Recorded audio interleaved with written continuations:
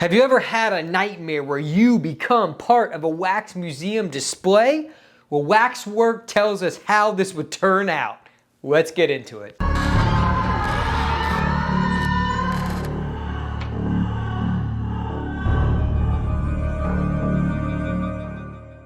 Hey everybody, it's Chris. Welcome back to the channel. Today we're going to be talking about the 1988 classic cult film, Waxwork. Waxwork is an interesting film. It's one that I think we all know the cover for very well. So I'll show that off here. I got the Vestron dual pack, which has the first and second one. We'll also be covering the second one very soon. That's a weird movie, weirder than this one.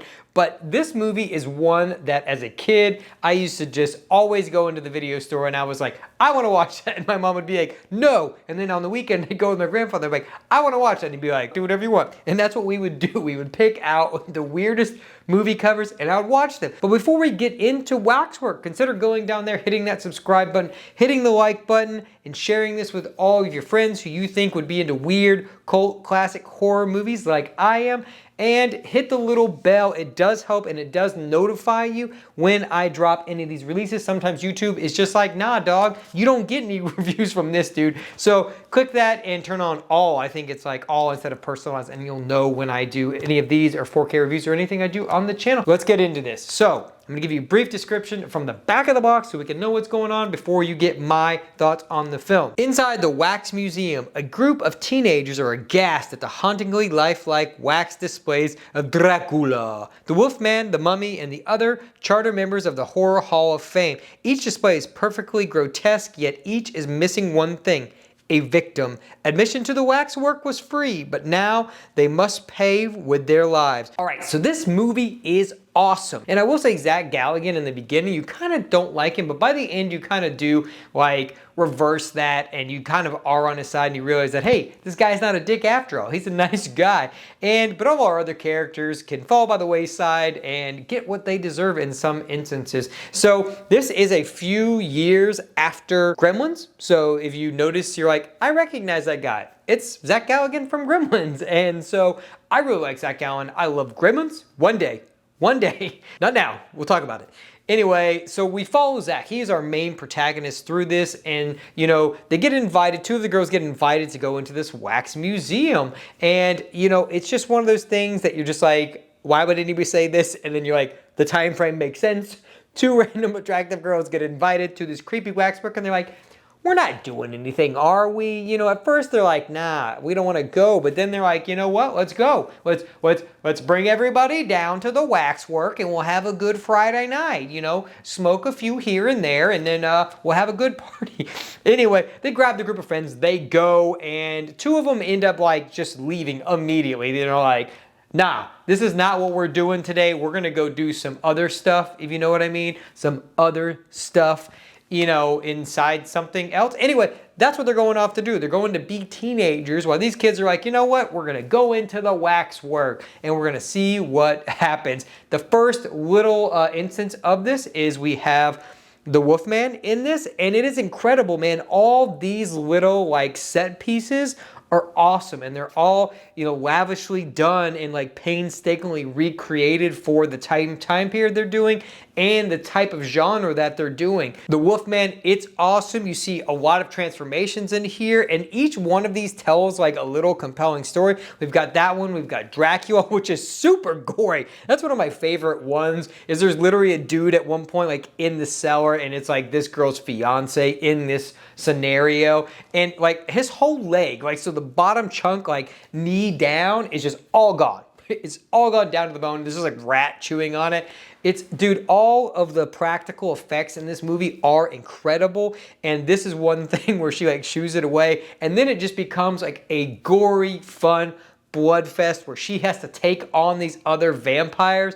And it's obviously goofy. So a lot of this is tongue in cheek, but it is very grotesque in, you know, in the same instance. So she grabs this chair, breaks it, and just starts stabbing mofos like she's Blade, you know, at a blood rave. And she's just going through, and this blood is everywhere. It's just gushing everywhere.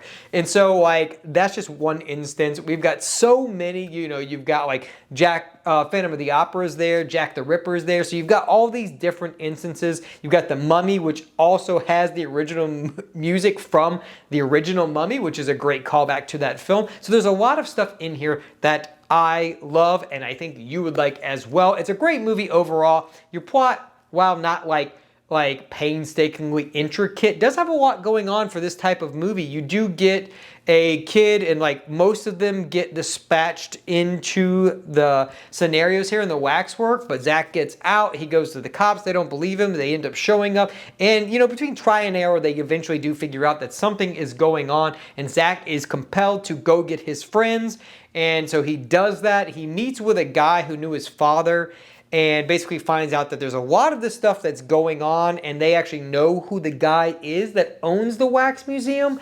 And so him and, I believe her name is Sarah, they go off and they're trying to figure all this out. So they find like a certain thing in the attic at one point, and that leads them to the father's friend. And then he is basically like, hey, we know who this guy is. It's not a good time.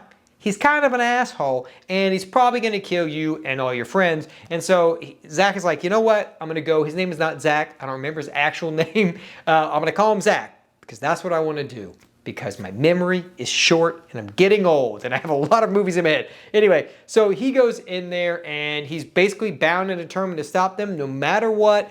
Everything starts to come to life now, because that is the thing. He's trying to get enough victims so he can bring everything to life and like meld it with the real world. Very interesting, and they do end up doing that, and then basically at the end, everything comes to life, and the old dude that's a friend of his shows up with a bunch of other dudes with guns and swords, and they fight their way, and then they burn the bitch down. That's what happens in a nutshell. There's a lot more that goes on, and there's a lot more intricacies, but watch the damn movie. This isn't for you to not watch the movie. I want you to watch the movie. The cat just scared the shit out of me. Something flew by my room, and I was like, what the fuck is that? I'm talking about Waxwork. He's coming to get me. Anyway, it's just my cat. My cat is scaring me.